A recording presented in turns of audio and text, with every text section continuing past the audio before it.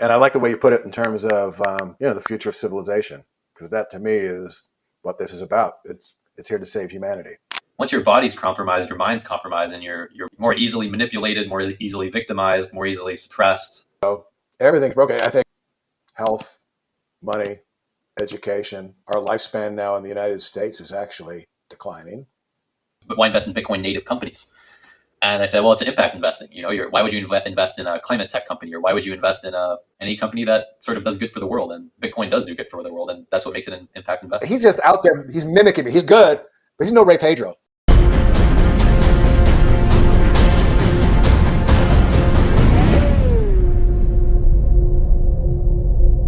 Welcome to another episode of Teohan's Talk, a show where we delve deeply into Bitcoin, energy, and the future of computation and civilization.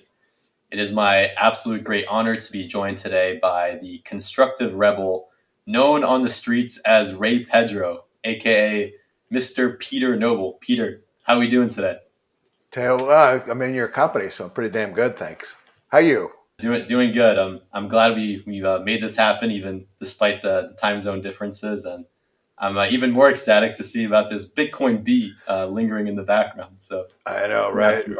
Objects in the rear may appear bigger than they are. We're gonna need a warning too. I'll put that in the description. Amen. It's coming.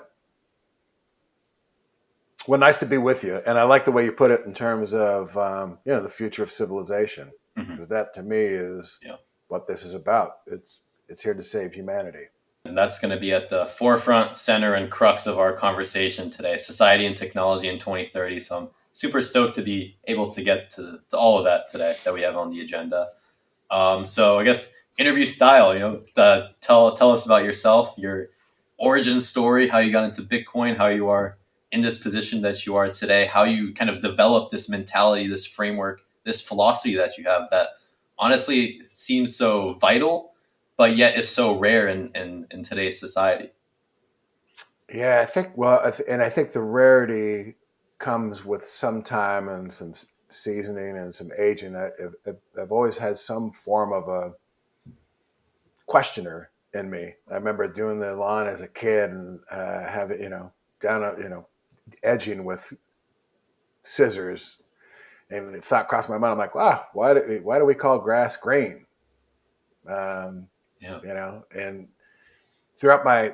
there's a first half of my life was conventional, traditional, spent in high tech, leader and builder and of revenue organizations. Loved it. Thought I loved it. Aspects of it that I truly loved, was working with people, developing, sharing what I had learned along the way, because I had worked for some great companies, great people that shared what they had, and I was able to share that with others and build high process organizations, kind of high fidelity.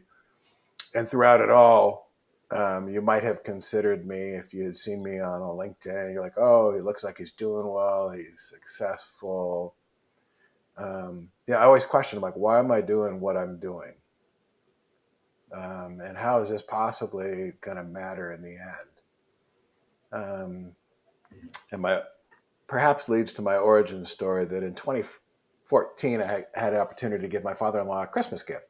Like, I don't know, what do you get somebody that has it all, needs nothing, and wanting to do something different, of course. I got to thinking, I'm like, man, he loves his gold.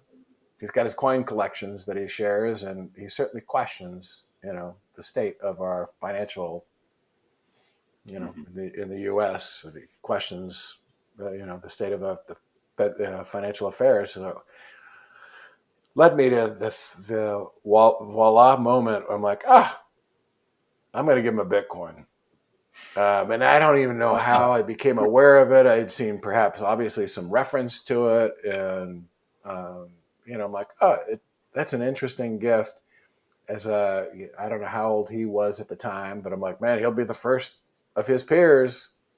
So that's what got me started. My first foray was actually giving Bitcoin as a gift for Christmas to my father-in-law.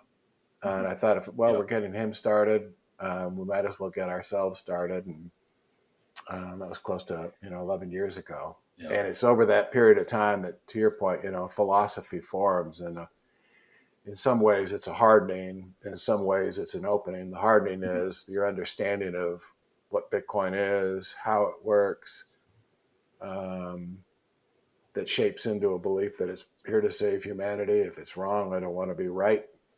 It couldn't be. I couldn't imagine anything far greater than me that I could in some way contribute my time, talent to, and figure out how do we build better and new. Hmm. And I think a Yeah. lot of it also is born out of the idea that when you take a look at quantitatively any metric of life is degrading. Health, financial, I mean, it's all decaying. Um, so how would you improve it? Are we not capable? Are we not capable of better? Yeah. Um, Yeah. and when you replace humans, which is happening with code and decentralized compute and open up a decentralized world like that floats my boat. So that's a little bit about me and a father, uh, married to a courageous, hot wife with three There you younger go. girls that are aging quickly. I love it. The whole story, man. It's awesome. Just Well, that's the tip of the iceberg. I could keep starting. going.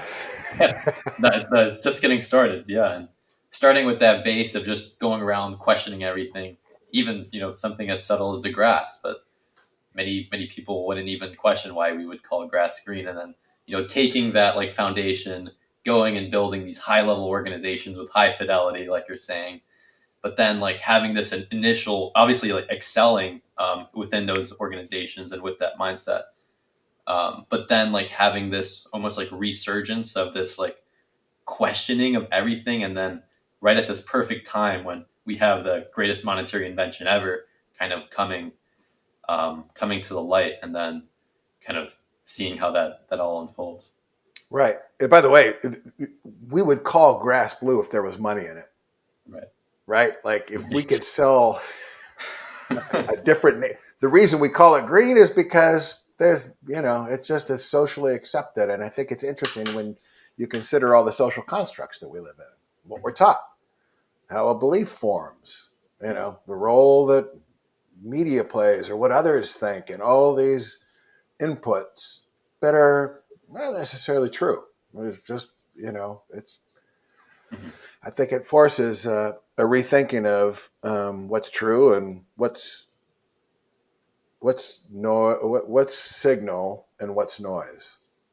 And to me, Bitcoin as a better money, as a freedom play, as a technology, as a means of decentralization, is all signal. I think Right. too often the noise is price, which is important, but that's not what it is. That's, price Mhm. is important, but a small part of it. And so, at what point, like in your journey, obviously in 2014, you're gifting this Bitcoin to your father-in-law, so you have a certain degree of knowledge about, or like in terms of its existence. But I guess at this point, you weren't so well versed in it that you had all this conviction that you do today. What was like your process going from that point in 2014 all the way to today in 2025? What was this? You talk about this hero's journey. What was how would you describe that on your end? Was there Well, like a time that yeah, it kind of all clicked, or was it just I think gradual? I think it was an observation in my conventional time um, of people knowing, and a certainty, like in things that there were uncertain, kind of like, oh, this is what we know, this is what we do, this is to me it felt disingenuous, not particularly honest. And what I one of the things I perceived very early in my journey was I'm like, this just feels big. Like I had an intuitive vibe to me. I'm like, this is massive Mhm. with no idea of how big and what the potential. was. But I perceived it to be far bigger than something like that I witnessed, which was the internet. I'm like, this is bigger than the internet. And I think from there, between uh, that intuition, beginning to learn and discover and read and consume content and information that had me question much of what I had been led to believe or thought was true. You know, what I really discovered was some of the smartest, most interesting people that are, to me, you know, intellectually curious, which I discovered to be far more prevalent in and around and thinking about and doing in Bitcoin than they were in the conventional world. Right, the conventional world is like, you do this, you do that. Nobody Yeah. knows. Like, whereas in Bitcoin, I mean, you a block every 10 minutes. I mean, it's clockwork. It's it's an open, it's an open source software base that's maintained by the largest decentralized compute that anybody could wrap their heads around. And the people around it are really interesting. I think, interesting thinkers, doers, with a combination of being incredibly open minded to merely seeking, a contribution to making the world a better place. And Right. it obviously has been said, you fix the money, you fix the world. And this is obviously One fixing hundred more than percent. just money. Coming to the TED stage in a couple of months. Yeah, forgot to update you about that, but it's going down. So What's going to update us? the TED Talk in February. Fix the money, fix the world. It's actually the exact name, but And that's you? yeah, yeah, yeah. My, I love it. Let's see what let's see what What's, happens. where is the stage? Which stage are you? It Vancouver? is over in China, so a little bit of controversy there. Ooh. Yeah, All right, time to that's get going my to be street, collect my street cred, like you said. that's a big one. What's your Yeah, street but name?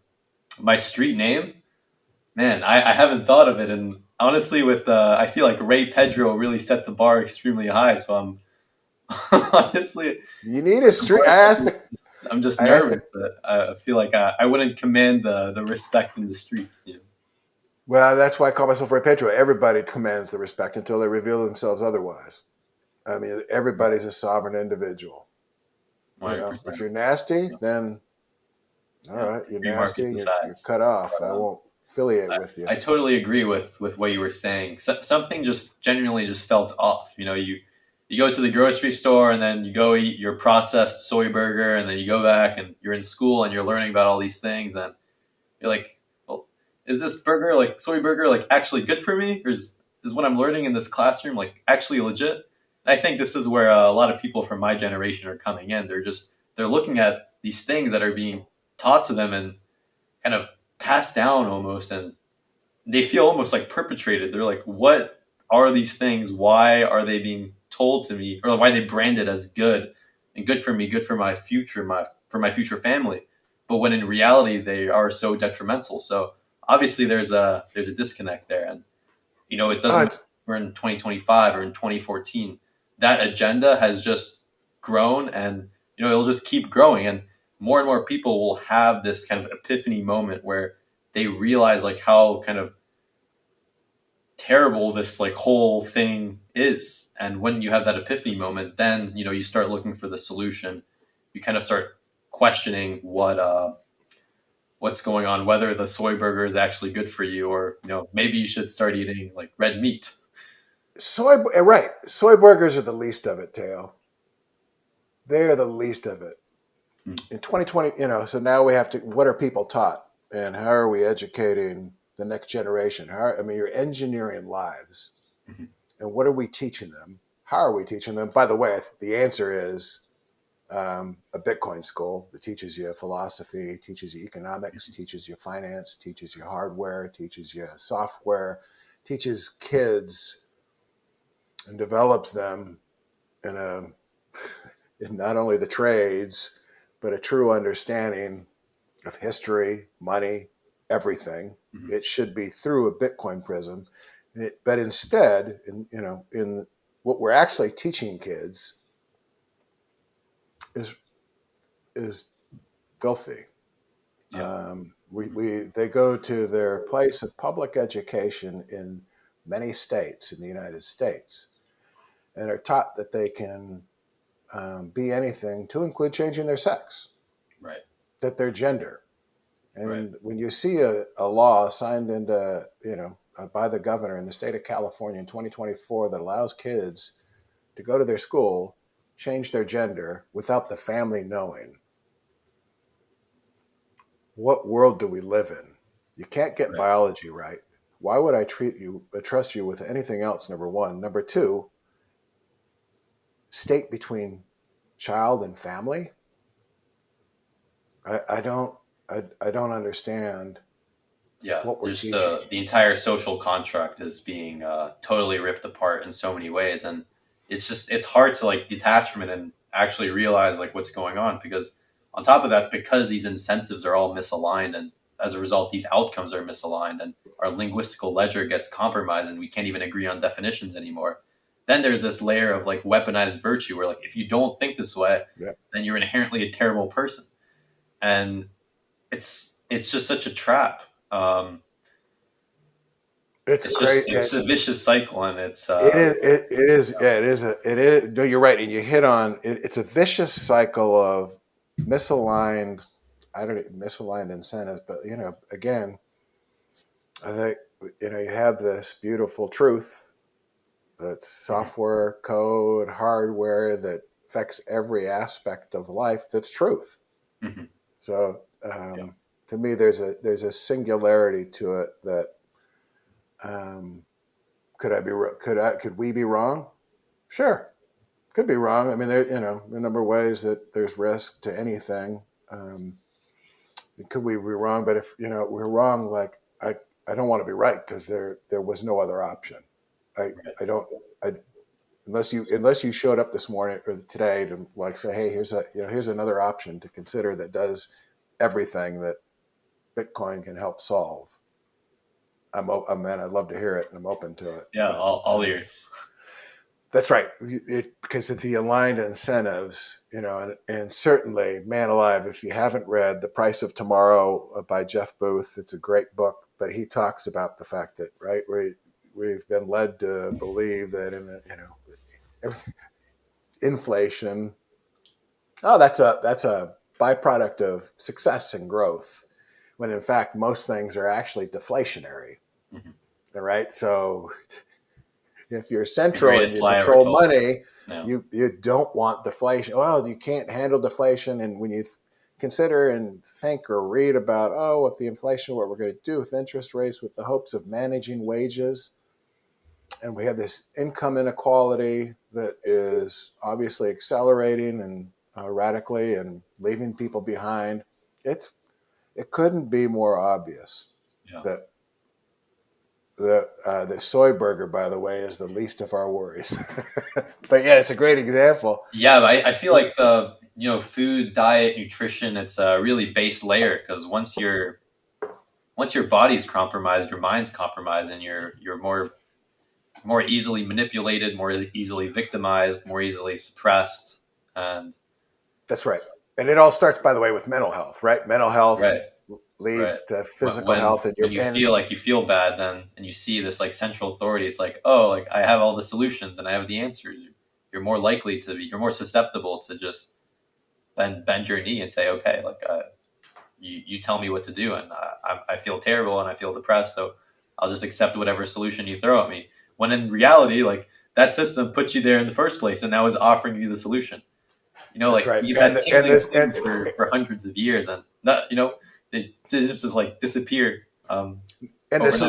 the solution is a shot that you'll have to take the rest of your life. Mhm. Everything is a service. So rather than putting the fork down, rather than forming some Mhm. fraction of discipline like the blockchain, the Bitcoin's blockchain, like it's like, well, no, we've got a fix. We'll take care of it. We'll medicate you. You know, Mhm. it's it's all for money. Right. Right. It's all for greed, money, and everything's broken. I'm always open to what quantifiable proof can anyone provide that government has solved any problem? Right. Health, money, education. Our lifespan now in the United States is actually declining. There's not. I can't think of a metric, perhaps other than access and availability, Hmm. that there's any aspect of health that has improved, Hmm. mental, Yeah. physical. So to me, Yeah. I'm grateful Definitely to not those ones. Yeah. right. Yeah. So everything's broken. I think the best problem most recently, or the best challenge that was most recently solved by the federal government of the United States was federal highway system. That was 60, 70 years ago. Right. So Yeah. As the saying goes, the government likes to take your rights and then sell them back to you. right. And perhaps even sell less of them. Because if you Right. then consider, I feel sorry for the Europeans, but right, this central bank digital currency, if the future is more digital, which is, I think, a rhetorical question, do Right. you wish for more of the future to be decentralized or centralized? And the answers to fairly basic questions lead you to Yeah. Yeah. That one man. outcome, and if you trust government and you're ready to ride a digital bank or digital current, central bank digital currency, and trust them with Yeah. everything, then there'll be places for you to live for sure. I Yeah. certainly hope not in the United States. Yeah. It's very antithetical to the values upon which this country was built. Like life, liberty, and the right to viable property. And Bitcoin checks all those boxes, and CBDCs and soy burgers don't check any of those boxes. In fact, they take No, away all those things from you. they So we take away witness it. all of them, and increasingly, the more that you think about it, and the longer that you're, around, then you view actually everything relative to it as Mhm. what it really is, which is a liability. Yeah. Yeah. Um, This is why I love our conversations, though. Like it's only been 20 minutes, and talked about the education system, talked about human health, these international politics, and just to offer like and another we're like still only scratching the surface. yeah, we could go for hours. So But you yeah, spent it breaks my heart to. I feel like education should be such a wonderful thing.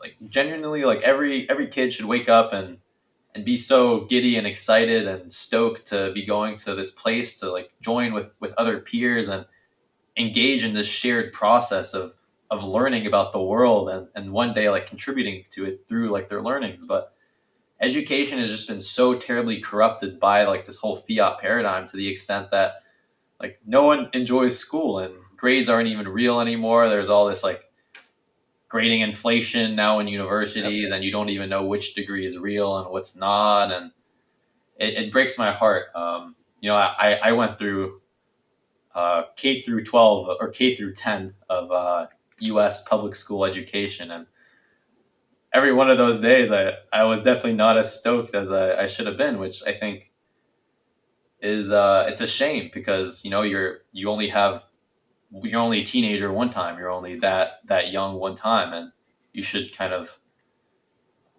there's no reason to operate in a system that is taking away from that joy when it can be made so much better. So yeah, I mean, totally just breaks my heart. And the soy burgers personally for me is it also just breaks my heart because the answer is just so clear.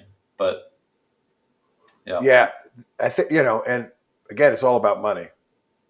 yeah, It's all about money, and I do believe that most people of my generation will say, "Why do you go so hard on something?"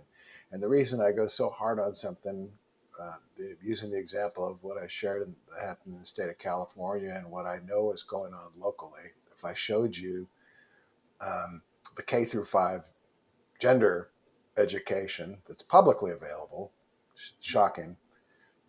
I believe most people of my generation either don't believe it, they don't know it, they don't think about it, they're like, oh, it can't be that bad. It's not, it's Yeah. it's bad and worse. Primarily it's all about money. Mm-hmm.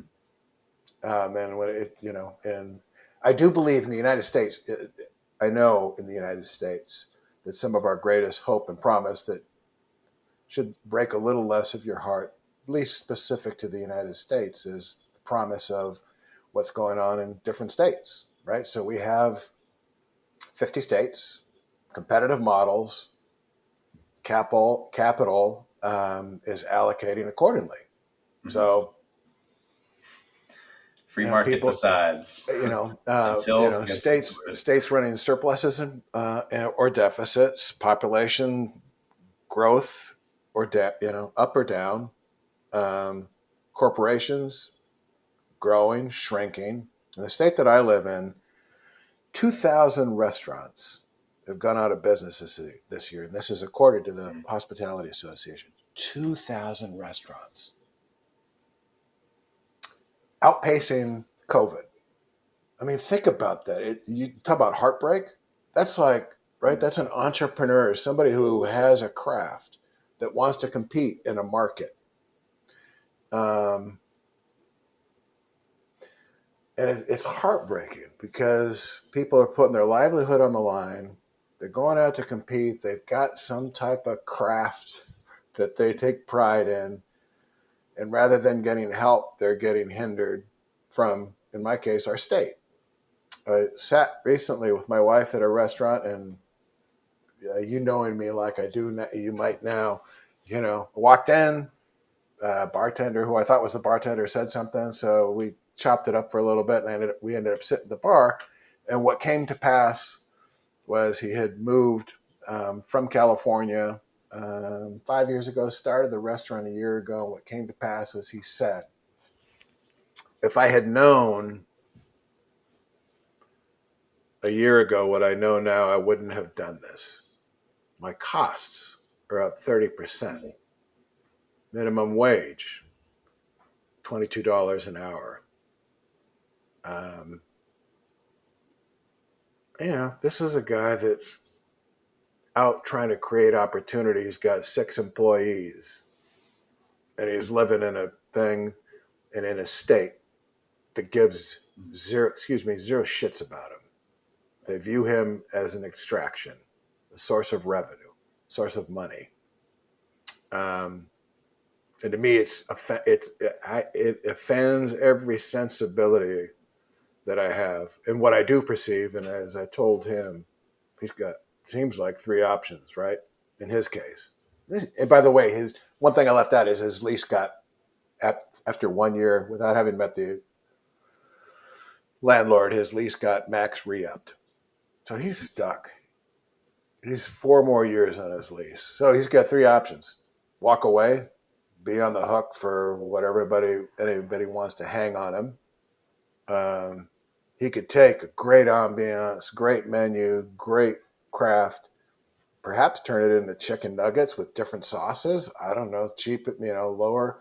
Or I do believe that, his third option that I talked to him about, and this gets interesting to me, is perhaps thinking of ways to adopt and use Bitcoin in his business, which to me would be a great, it's not only a great potential idea for his business, but it's also a great way in some smaller way to fight back against the state that is broken against him, as evidenced by 2,000 restaurants closing this year. Interesting. And by the way, those restaurants to me represent, in the same way that Bitcoin is a beautiful thing because of its decentralized ethos. I mean, right? Do we want state cafeterias, or do we want all just Starbucks, McDonald's, Chick-fil-A? Sorry, I don't make Chick-fil-A in there, but or do we want Teo's restaurant, Pete's restaurant, out with a vibrant, supposedly we were supposed to shop local. This is a big shop local. Uh, it, Yeah, we definitely need a cultural revival in the United States, and honestly, yeah, a petition to ban Starbucks, McDonald's, and all those other chains could probably be in our best interest to well, we'd revive certainly innovation, would be. revive entrepreneurialism, revive the foundations that our country was built on. I mean, these corporations are sucking the soul out of all of that, and it is like you're saying, this downward spiral where prices are going up, entrepreneurs are getting weeded out, corporations are just getting the bag.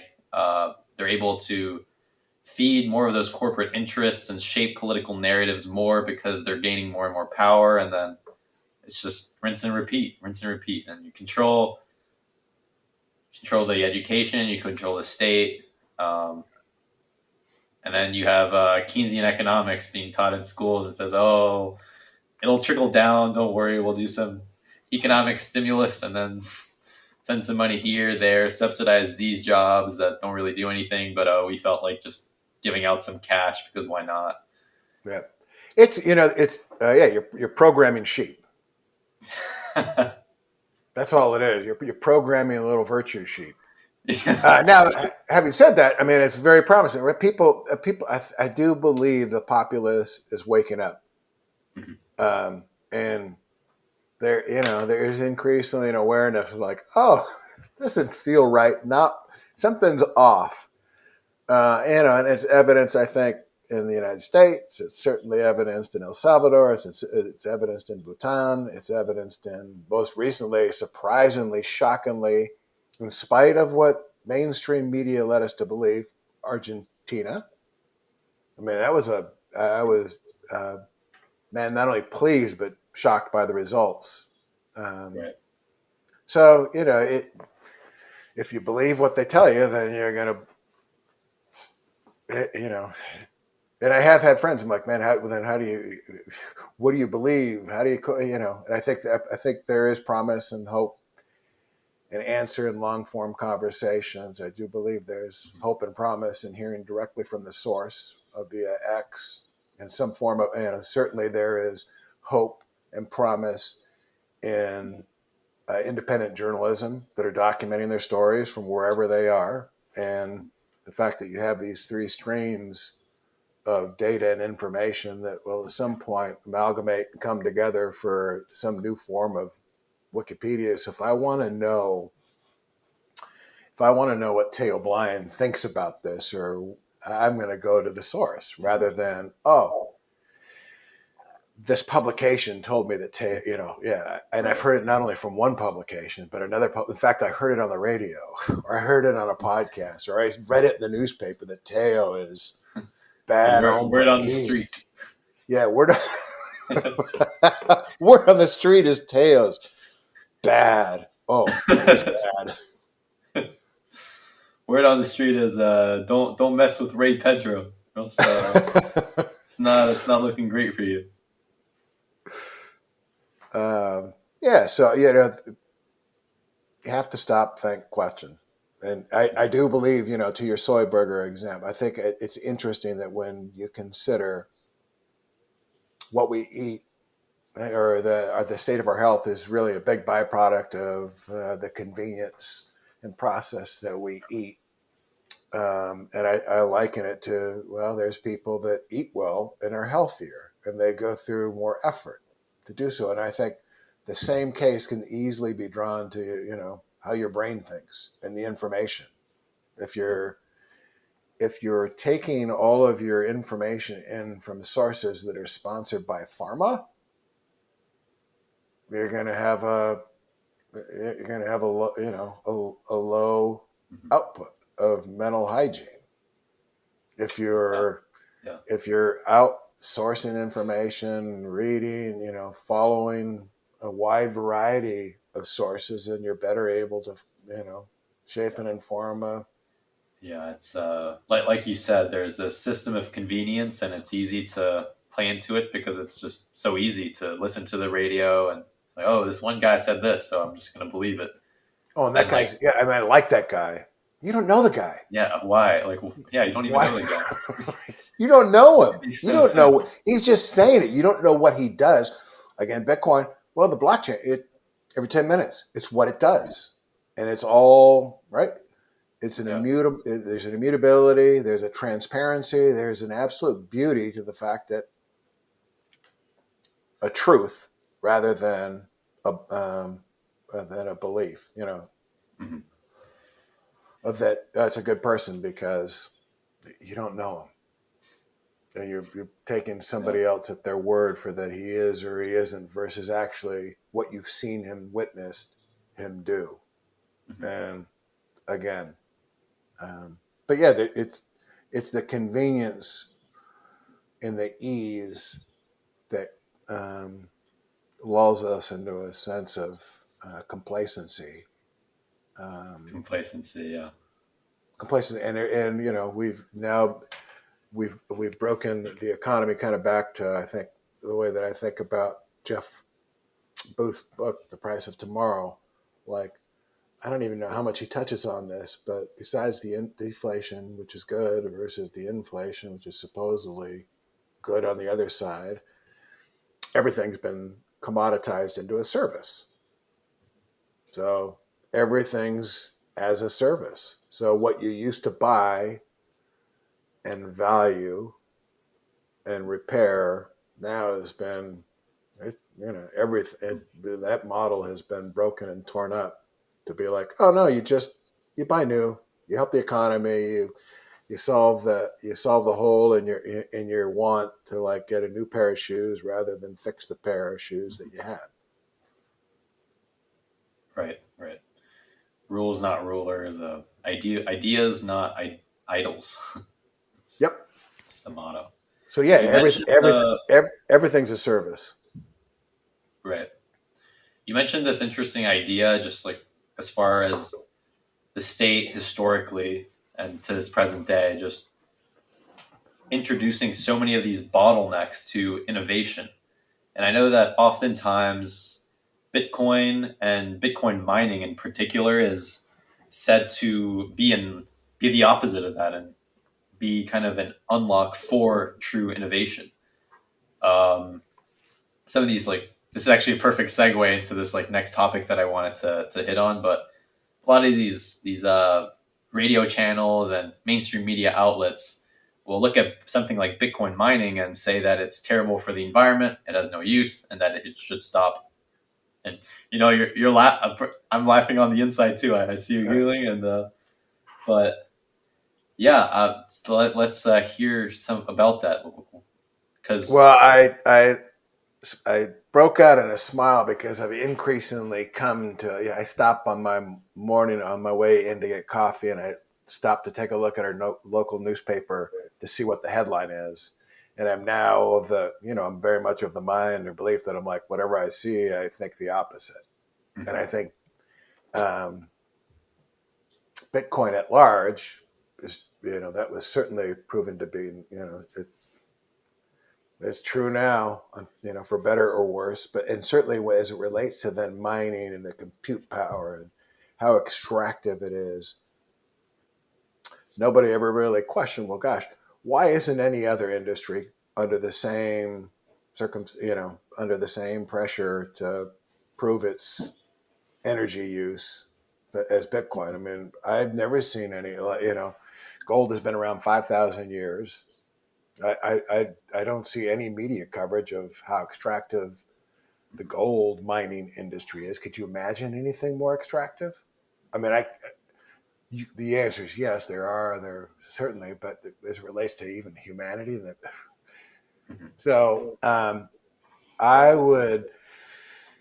It is proven, and certainly the state of Texas that many people are familiar with. Although I don't underestimate what people know or don't know, but when China banned mining again back in, I think it was roughly the 2021 era, a lot of that mining was welcomed by the state of Texas, which had gone through a power outage, um, and the state of Texas, opportunistically, ingeniously thought to welcome Bitcoin miners that could go out, capture stranded, trapped energy, um, and in many cases actually convert nasty energy that was even harmful to the environment in terms of like methane recapture, and help the state of Texas, which is one of only 3 grids in the United States, but unique because it's unto itself, build a stronger, more durable, responsive grid that is incented with miners to turn on or off as the grid needs power. And since then, of course,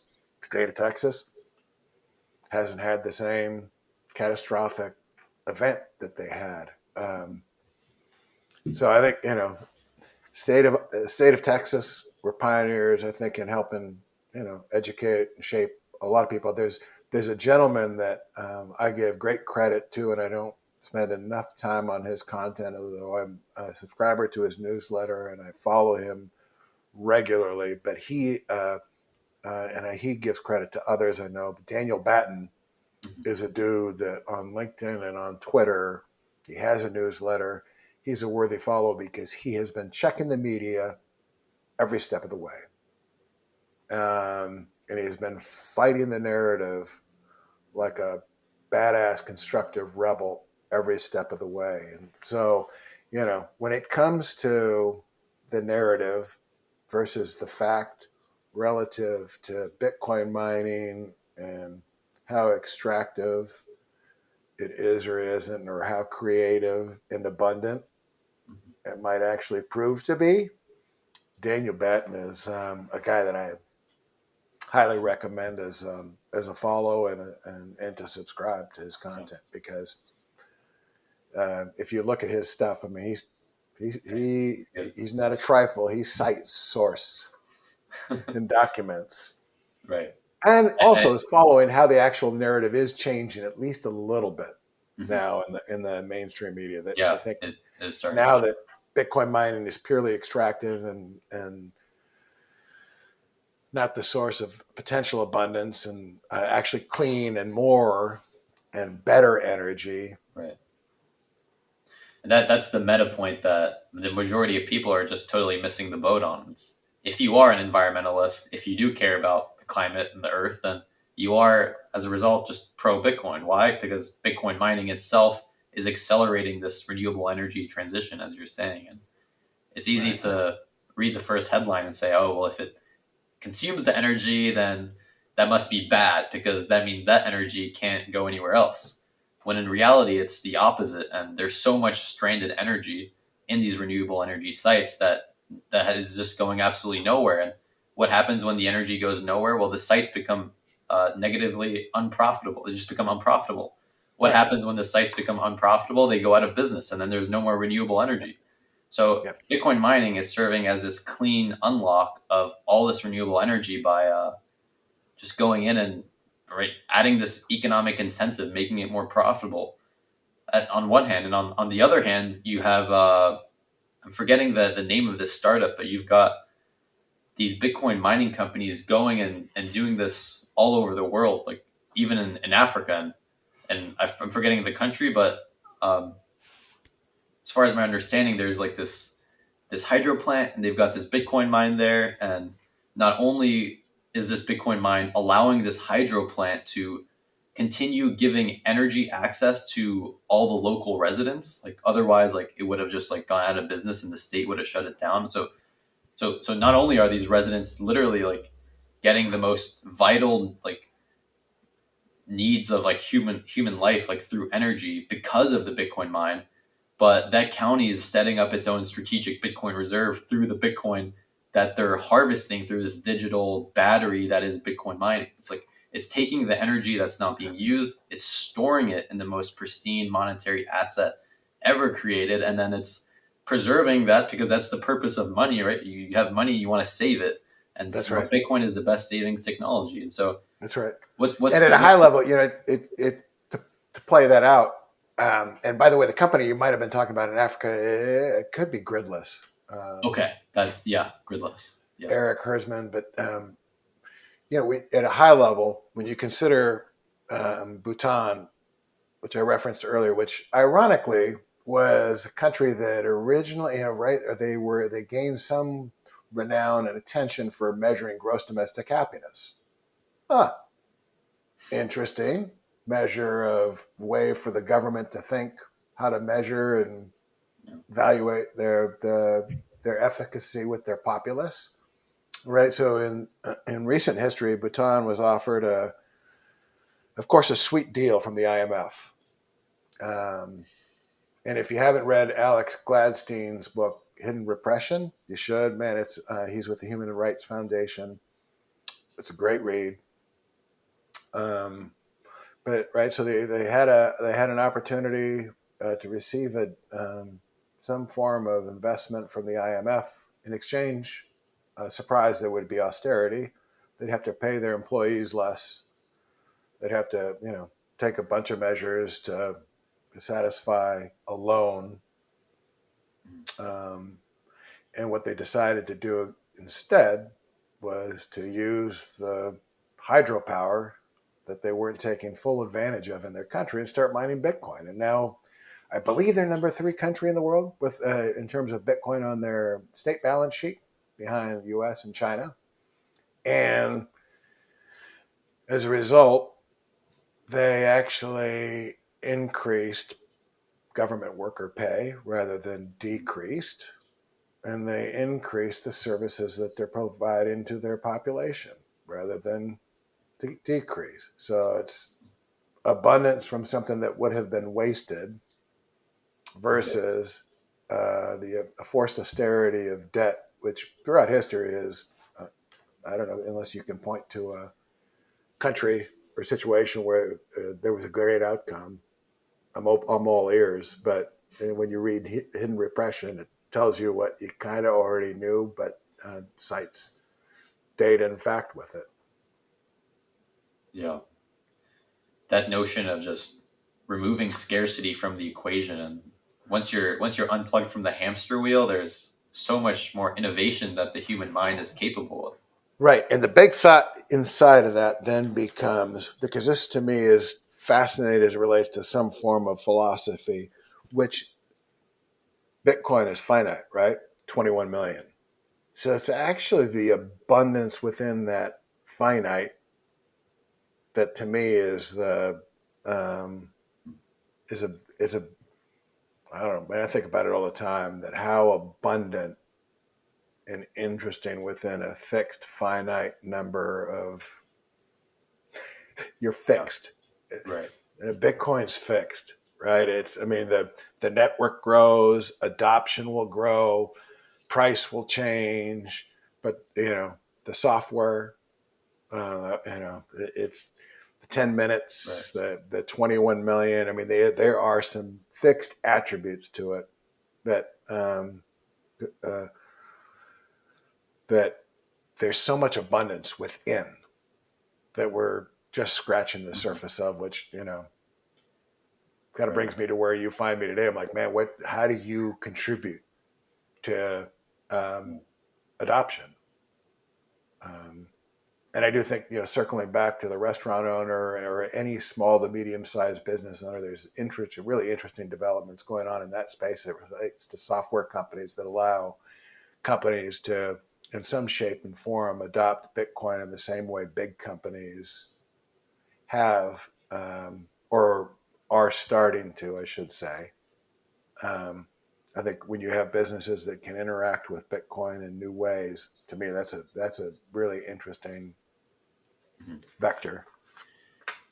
Right. Like you mentioned, this idea of absolute scarcity and it being this paradigm shifting notion, because we've never had absolute scarcity ever, and now there is this asset that is capped at 21 million, and that's it.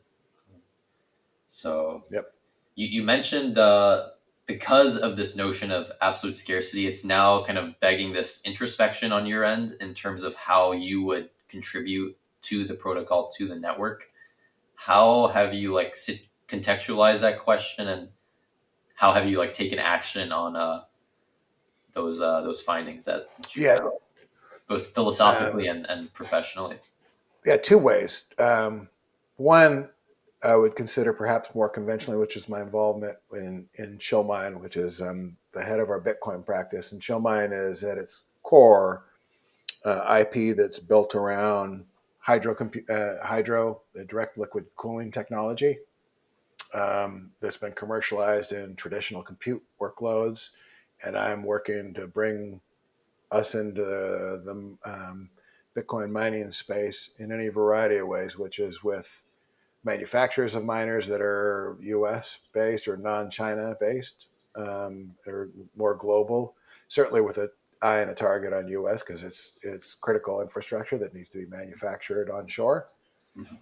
With an eye on, then that same ability should exist for wherever in the world that wants to participate similarly. But we need to disrupt the duopoly that is Chinese owned hardware, have more of it made across the globe in the United States. And more of it certainly is going to be evolving from air cooled and or immersion cooled, which both have great use cases, into hydro cooled. Direct hydro being direct liquid cooling on chip. And to me, that is interesting as it relates to traditional manufacturers of hardware. We're still early in the days. I mean, using Proto as an example, they came to market recently with an immersion miner and an air-cooled miner. Really novel, modular, interesting design. But there are very few hydro miners on market, and hydro mining is important because of the fact that it will help. We can prove and are willing to prove that we can help decrease joules per terahash, which is the efficiency of a miner. So mining, I think, so that's the traditional mining space. I think there is a big need and push for making mining products as accessible, usable to anyone that's interested in them.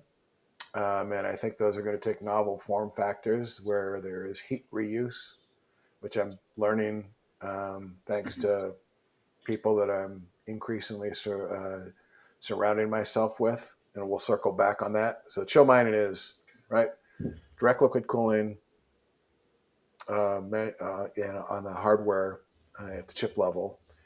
We're also specific to Bitcoin. We value hash rate. So we're going to start mining. Then we're going to start participating in new ownership models where hash rate is shared, which is a new frontier that's really big and interesting to me. We also happen to be an energy company. We're developing energy projects thanks to a couple people on the team that are native from Zimbabwe.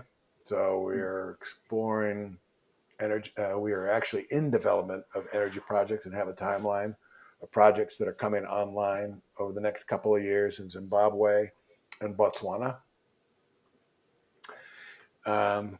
And then, like I mentioned, kind of our traditional, direct liquid cooling in the more traditional compute space, which I have less interest in, which is, obviously AI and infrastructure work projects. All my attention is, if it's not obvious, Teo, goes towards like, how do we take this and marry it to the future that's coming and being built by what I consider pioneers around, the mining space. And I think, a thought that is more recent on my mind that is still coalescing, but I think I believe in the future, we're going to value hash rate. And I don't know how this plays out at an individual level, may or may not. But that we will value hash rate in the same way many people value cash flow today.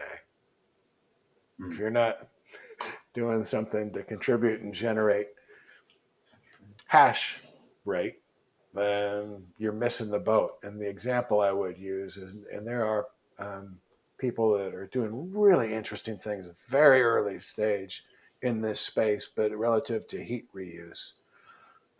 So if I'm going to use a personal story from our hot water heater. So 5 to 6 years ago, we got our hot water replaced. And of course, they had to come in and do a service call because something wasn't done well. And as we got to talking about it, the technician said, "Oh, this should last.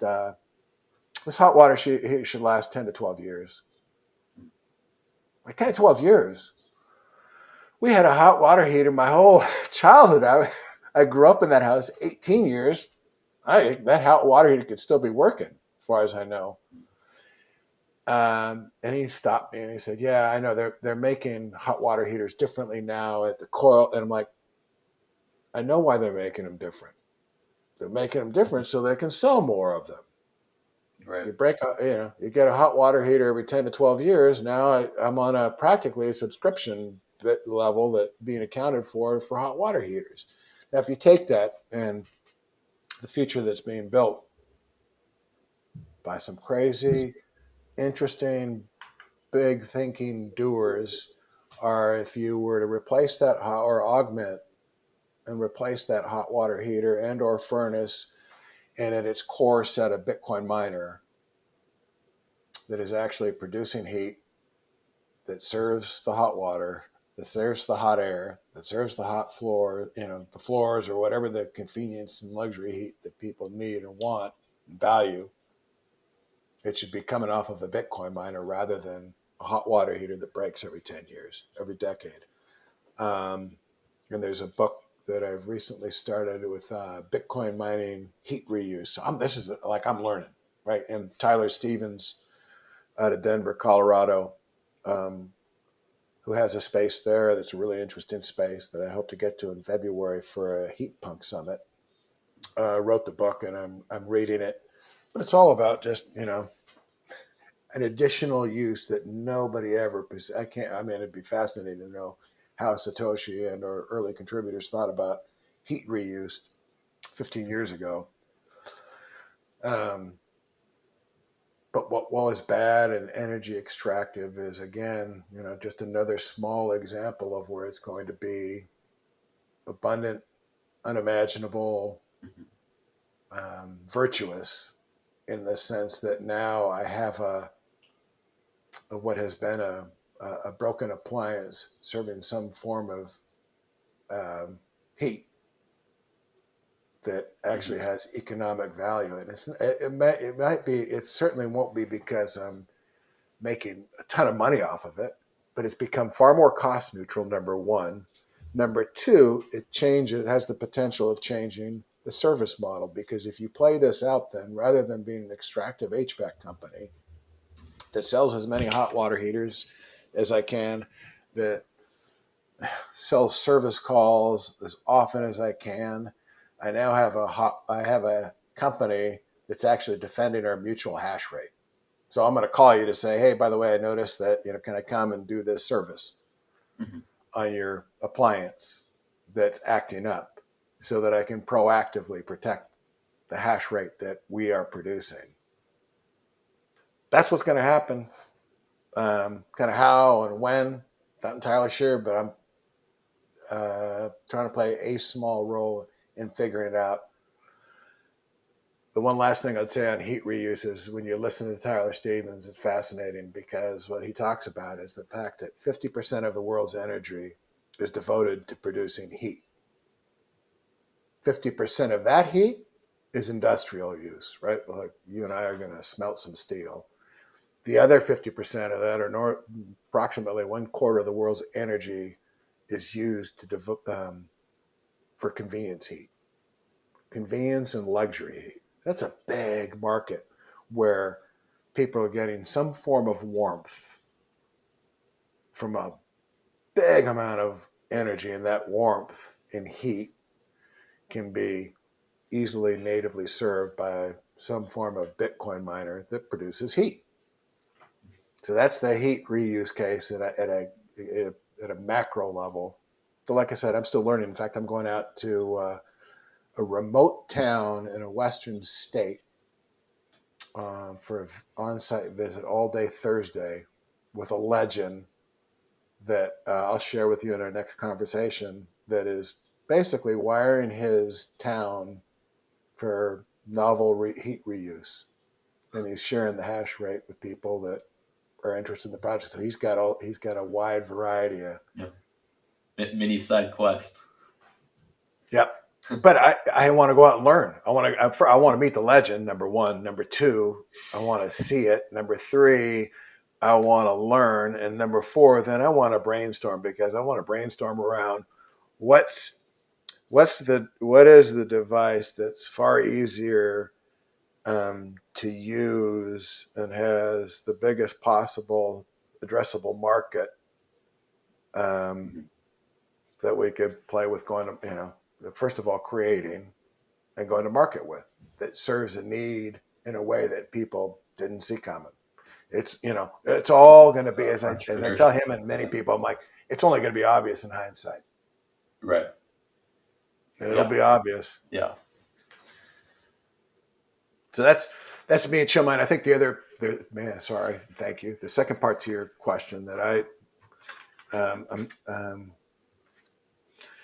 everywhere I go, I try to orange pill small to medium sized business owners because there are an increasingly, and payments is obviously one interesting space that I'm less interested in. But in terms of how they spend, and whether or not they're earning Bitcoin, whether or not they give their employees the option to get paid in some form of Bitcoin, um, how they incent longevity in the same way an employee stock ownership program does. So they consider, would they ever consider Bitcoin letting their best employees, vesting them to the country, or excuse me, company.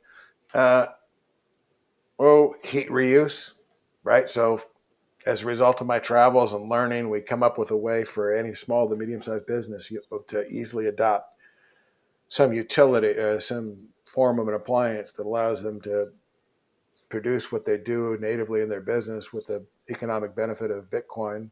That's another one. Um, and certainly um, some form of even saving, obviously, in Bitcoin, right? There are companies that are in or coming to market that are smaller today that serve all of these applications that small to medium business owners could avail themselves of really easily and do it in many cases within their kind of existing software that they rely on, whether it's QuickBooks for accounting, et cetera. To me, that's an interesting, because I have a not obvious a mission orientation to save, to help not only adoption, number one, but number two, somebody who's out as an entrepreneur trying to survive in a state that's wired against them, give them a different, better way to compete and hopefully not only just survive, but if we're right, thrive. Or Right. when we're right, remove the if. Remove the if. Yeah. Yeah. That I think you just touched on a lot of just major topics in Bitcoin. Just this idea of like it being like critical infrastructure, which I think connects it to being this like national security interest of the United States to embrace Bitcoin before this whole like game theory plays out. Just being an early adopter. You mentioned how it just like you feel this urge to engage in supporting the protocol because like it's like almost like helping the protocol. And Mm-hmm. I really look at Bitcoin and Bitcoin mining almost as impact investing. And I had this conversation with a digital asset fund manager not too long ago, and he said, "Well, why invest in Bitcoin? Why invest in Bitcoin native companies?" And I said, "Well, it's an impact investing. You know, why would you invest in a climate tech company, or why would you invest in any company that sort of does good for the world, and Bitcoin does do Mm-hmm. good for the world, and that's what makes it an impact investment. Also, a Yeah. national security issue. Well, the national security issue, it's interesting you hit on that because, right, there's another book which is relative to a particular hash rate, the strategic kind of sovereign imperative of generating and protecting and growing hash rate, which was done by Jason Lowry, which is it was his MIT thesis on why hash rate is a sovereign imperative, which is another interesting read. And um, Yeah, yeah, the thing on the savings technology, which is right, if and that's how I typically,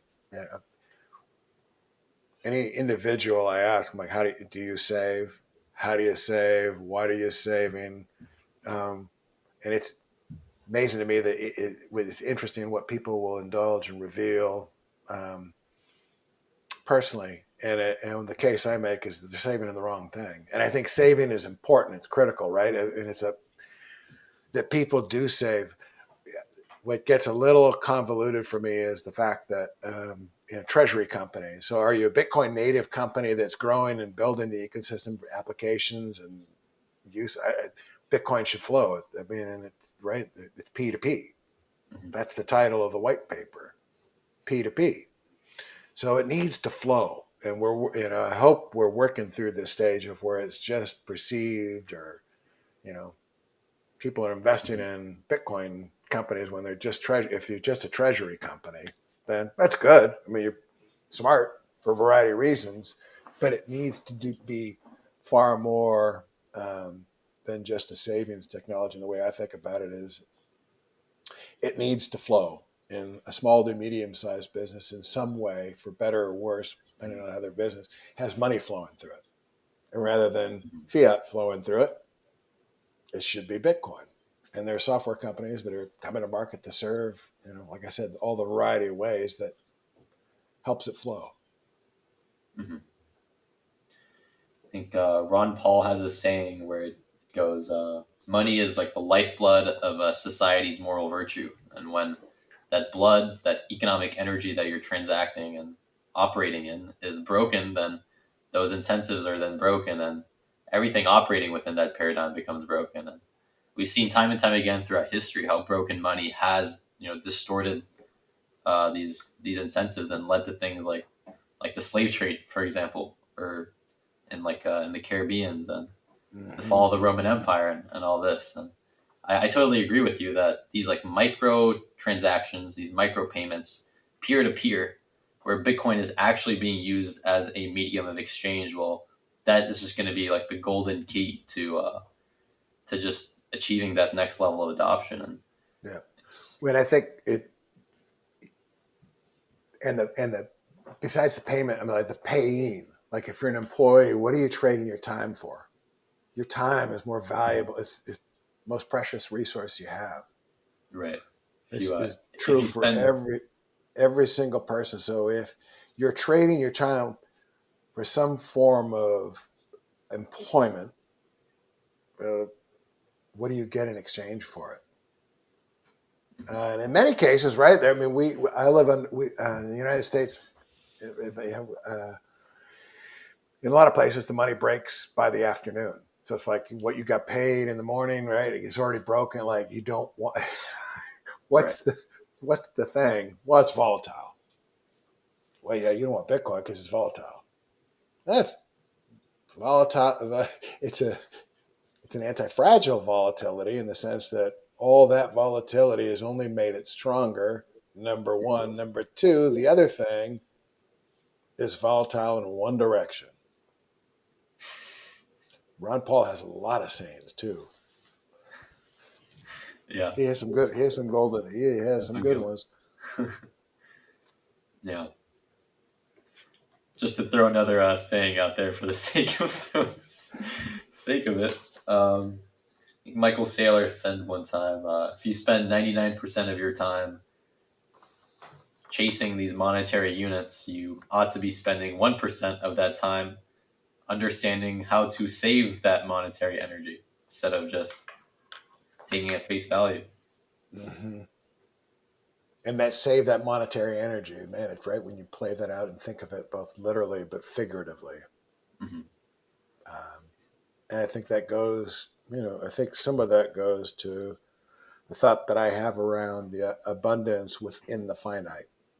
It's the fixed finite that forces you and forces us to become more creative, rather than all the things, all the like, all the subscriptions, all the money. Like I've got to get a bigger job because I can afford my subscriptions. Like just more and more and more in an abyss, in a black hole, rather than you actually discover truth, the answers, and abundance within a fixed finite boundary. Mm-hmm. Like this is, it has to be within this. Yeah.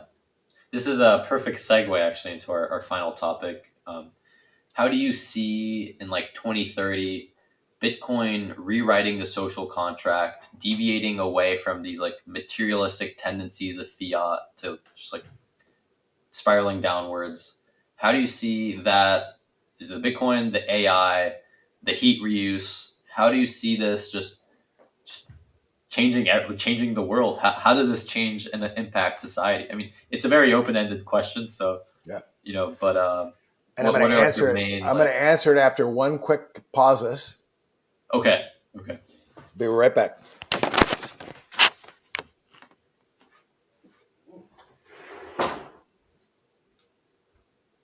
2030. All right, here we go.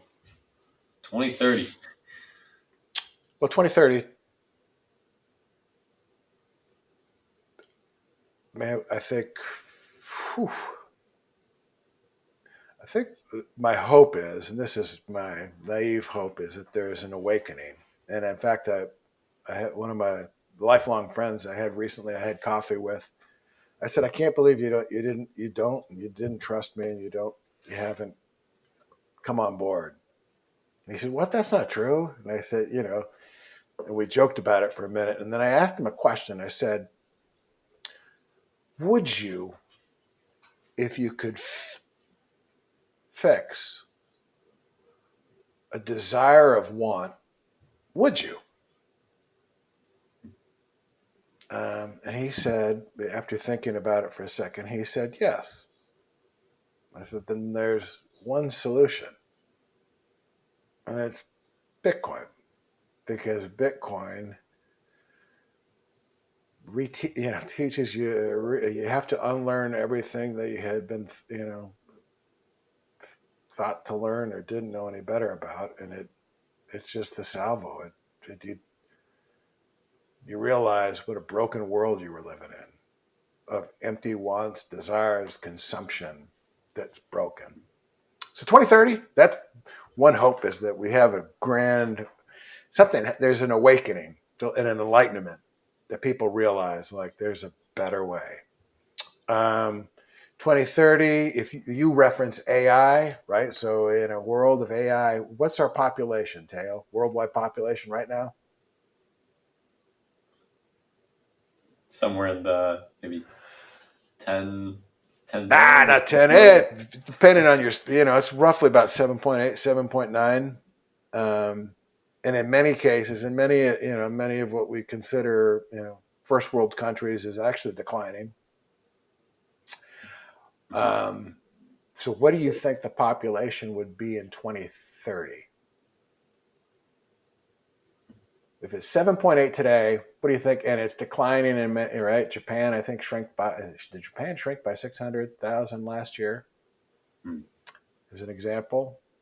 If we're shrinking in places, and other countries obviously were growing, but in general, where would you expect the population to be? It's Well, it 7.8 probably today. wouldn't keep decreasing at a linear pace. It probably some sort of exponential, where it's just like there's a factor of a few orders of magnitude So give me a number. that level up. What's your number for 2030? What's the worldwide population? When you get cooked. Um,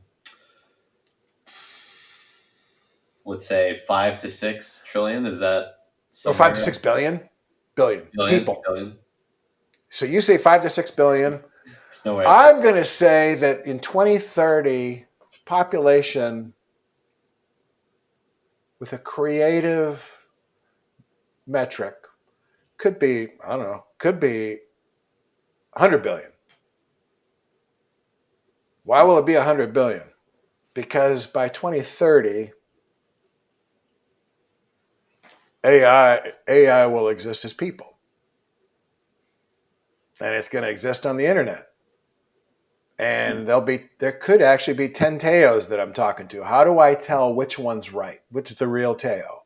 Now, if you and I are meeting in person, by then I'll be able to tell whether you're flesh and blood versus a robotic version of yourself. But if there are 10 Teos I'm meeting online, I want to see proof that I'm dealing with the real Teo. I think that is critical. That's where Bitcoin, with its proof of work, and immutable, decentralized. Like you're going to be able to prove to me who the real, or I'll be able to prove for myself who the real Teo is. Number one. So I think the population, if you include AI, which is being developed to Hmm. agentics, um, it's a big population. So one, I think, as it relates to relative to identity, it's critical that you're going to be. I'm only going to prove the one that is on the most decentralized, mutable blockchain. There's one answer for that. The Hmm. second aspect to it that I think is really interesting is that then, if that was true, there, let's use 100 billion, which is no reason why there wouldn't be trillions, but let's just stick with 100 billion. That 92 billion people, if the population stayed flat, 92 billion people are living on the internet. 92 billion people living on the internet are consuming um, energy, consuming compute, consume like if there's Teos that are only exist online, you don't value, you don't need a hot water heater. You don't need, well, you at a computational level to generate that Teo you did, but online you are consuming and accumulating and spending um, merely electronic goods, right? And the electronic goods that you are most likely, if you're a smart online citizen, that you will value are the most finite internet native digital asset. There's only one. So if you think, when we think of it, and when you think of adoption, um, it's likely that more of AI is going to understand and value and trade in Bitcoin far greater than most of the flesh and blood human populace that reads the newspaper, listens to the radio, watches TV. Um, Yeah. so I don't know. Those are, I guess, a couple big thoughts of where I think we have the potential being in 2030, which is right. Far more people, mining, ubiquitous mining, a decentralized manufacturing base, and humans competing with AI for um, for the most pristine, finite digital asset ever known to mankind. The one other thought that somebody gave to me that was interesting recently that I just it was purely a thought. I'm like, well, that's interesting. That he said that that Bitcoin was ever conceived not for peer to peer money, but because of its proof of work as a counterpoint to AI. So the AI workload is right. Um, it's consumptive. It's it's a one way, it's a one way street. Hmm. Whereas Bitcoin is this massive, large. It's I think the thing that I see at least mentioned about it to me, which is so fascinating, is it's the most flexible, decentralized compute workload in the world that you could possibly conceive, imagine, or ever think to create. Yet it exists, and it exists with that flexibility relative to the ability to give, excuse me, to take, but also to give rather than just take. AI is just going to take. Hmm. I'm not, you and I are running an AI business. We're not shutting off our AI workload because uh, our populace needs energy. Sorry. The mothership gives and takes. Mothership gives and takes. Exactly. Interesting. So you would quantify or include these AI agents in just in the human population number. They'd be operating just like cyber AI. Ray Pedro would be equivalent to flesh and blood human. Now, there's no equivalent to the flesh and blood Ray Pedro. Motherfucker, he's Okay, just out there. that's right. He's mimicking me. He's good, but he's no Ray Pedro. Well, that's what we're working towards is agentics, right? Like you that number one. Number two, I think the question could be as easily asked to AI. Like it's because my understanding, my idea, like I'm like I'm giving it the likelihood and the possibility that that's true. But I mean, in the end, they might be a better arbiter of it than I am or we are based on the powers that we're given or not given them. But And then certainly it's got to be within the realm of consideration. right, right. I mean, And I by guess the way, how right, do you define a person? And there's no substitute um, as far as in this existence for flesh and blood. Like meeting Teo in person in Vegas, chopping it. I'm like, right, there is a figurative energy there that, but I also I don't underestimate the ability of coders and what's happening to create that potential warmth and vibes and feeling. right, right. But you see, which Yeah. I certainly read people talking about like that. It has, has the potential for that. But And in that case, we would be competing with the AIs for those satoshis. So the amount of competition has just increased like hundreds of millions fold.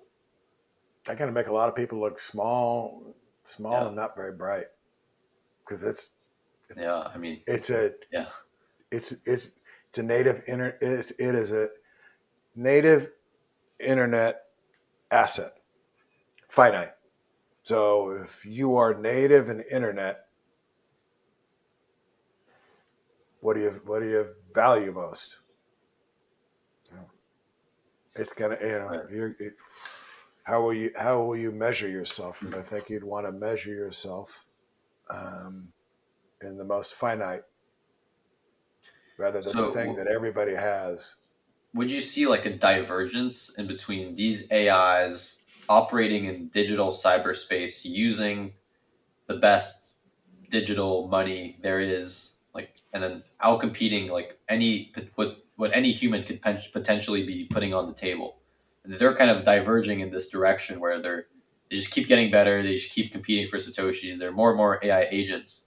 Where on the flip side, humans, because we just can't possibly compete with unbiased agents that can scour the entire internet in seconds and formulate opinions and whatever, blah blah blah. We have this trend back towards the real world, back towards like almost our primal ancestral roots, where we're reconnecting with nature, we're back in person, and we want nothing to do with the digital world, and we just like keep diverging in that way.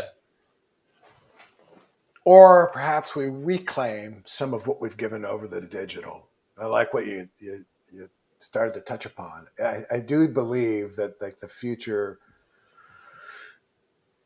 and some form of what I'm trying to instill in our girls. In fact, my wife asked me recently, what would you most hope to teach the girls? And by the way, I have our girls do a haiku poem every day, and they've done it for close to 2,100 days now. And the topic is, yesterday's topic was inspired by University of Notre Dame that in one of their surveys asked, "Who are you?"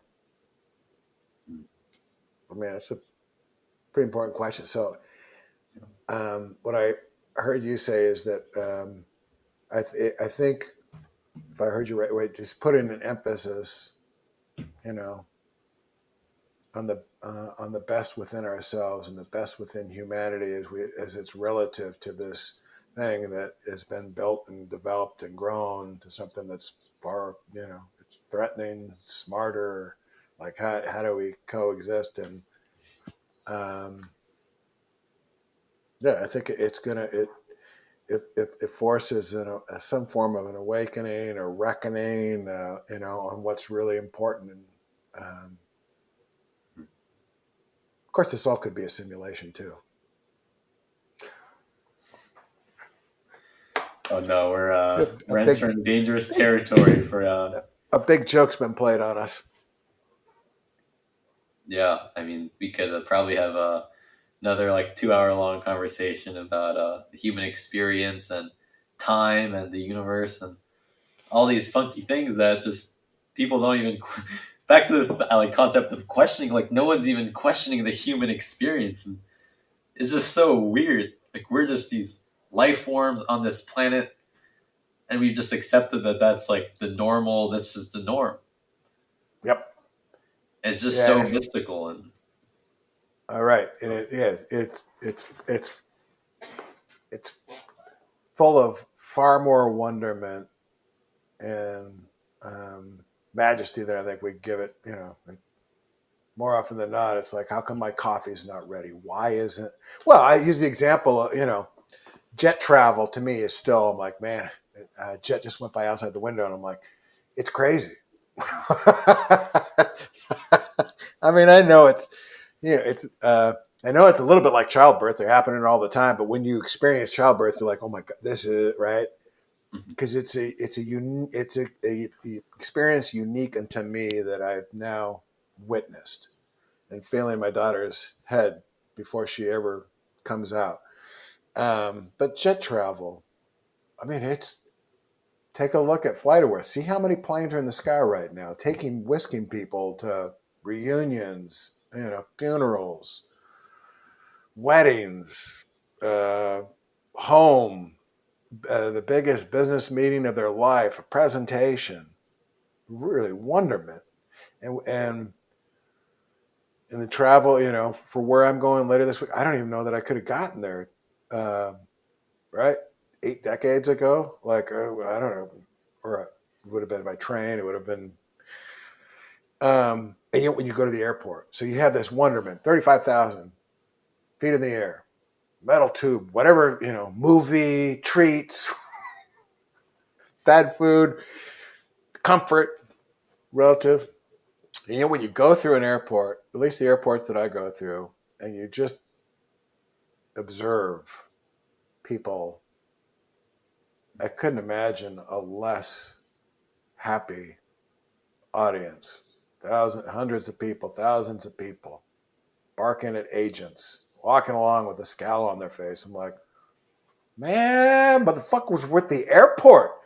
This place launches planes in the sky at 35,000 feet. They're going to get me to Teo this afternoon. It would have taken me a lifetime and I would have died 100 years ago. And you're worried about your flight's delayed or your connect.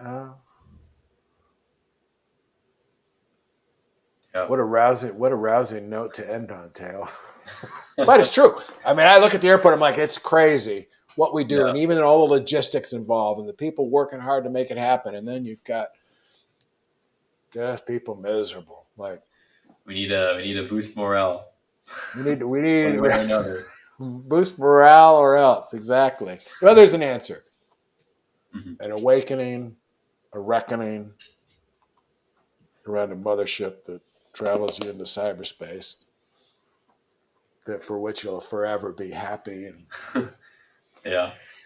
in wonderment. All My right. man, I Well, can't I can't wait for I'm eager and excited, and it'll be here in no time for your February TED Talk.